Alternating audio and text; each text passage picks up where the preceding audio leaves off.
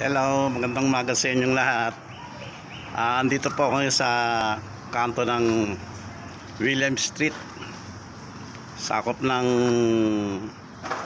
Libertad po. Natatandaan niyo po yung vlog ko noon na tungkol kay Mr. Joseph Maiso. Yun po bang nagtitinda po ng taho, naalala nyo?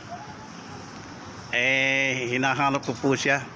Meron po kasing tumugon sa panawagan na isang concerned citizen na babae na empleyada, nagpadala po ng tulong sa kanya.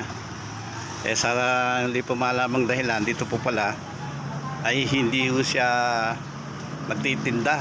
Nag-iisang buwan na. Hinahanap po siya ng mga tao dito. Hindi ko malaman kung paano ko po maibibigay itong itong pinadala ng kasi namimiss din ho siya ng mga suki niya. Kung sino man na nakakaalam sa inyo, sana po na ipagbigay alam nyo.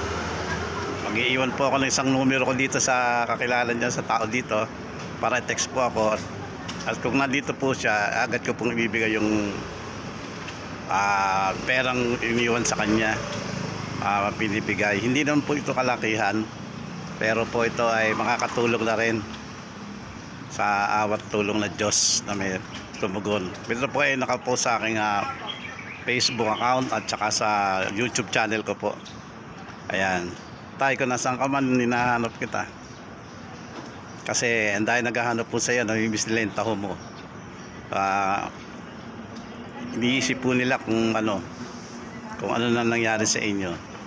Alam, taga-Bacoor kayo, hindi po kayo nagbigay ng address para mapuntahan ko kayo.